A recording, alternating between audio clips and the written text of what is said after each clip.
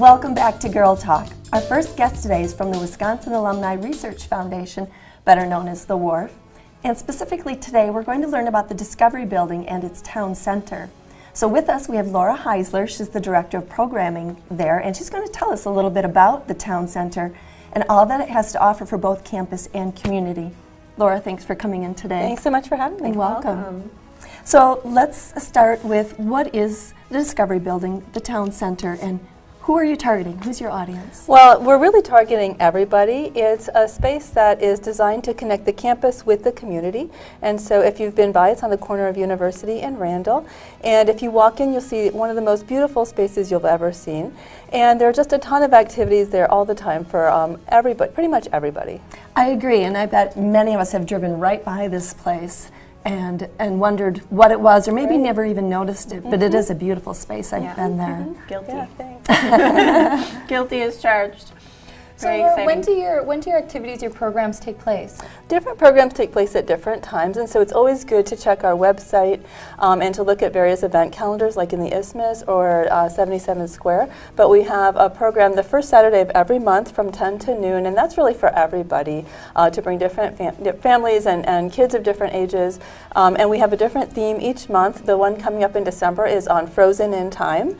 So take a look back at Wisconsin in the last ice age and all kinds of different things, hands-on activities. How neat is that? But we have after-school programs. We have activities in the evenings for adults and for kids if they're old enough to stay up. So it really ranges different programs at different times. Even just taking a tour of your facility is extremely interesting and entertaining. And it really is meant to be accessible. So it seems like it's a campus building where there's a lot of research going on, and there is.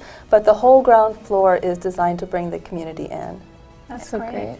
So now, if people are joining you for the first time, what do you recommend that they do, and what can they expect for maybe their first visit?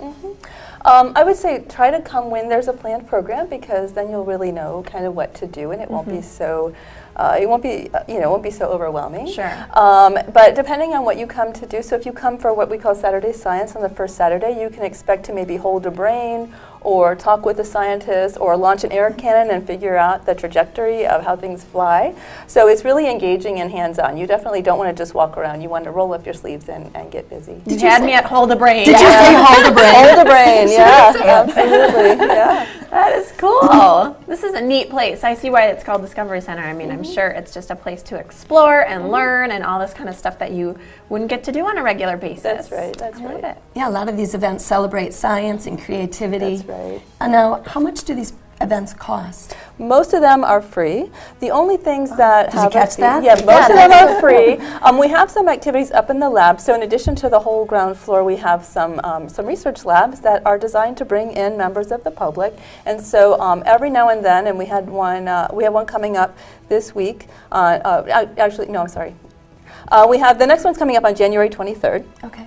And it's called DIY Science, and that's for adults to get up in the lab and do basically a field trip, but it's for grown-ups. And those have a small fee associated with them. And then when school groups come, there's also a small fee for lab activities. But otherwise, everything is free. DIY, do-it-yourself science? Yeah. What a great kind of like day date, maybe for on a Sunday or Monday, you know.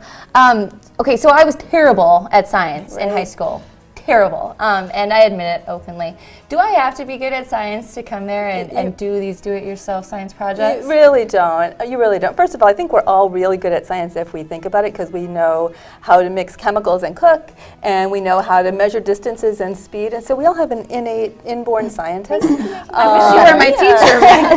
we all have a scientist inside, and really all you have to do is be curious about something. You don't have to remember how to do a logarithm or your times tables or anything. You can just roll up your sleeves and you will have fun and you'll learn something. Yeah. Cool. Well, this is a really fabulous place, and I'm so glad that we have you here so more people can learn about it.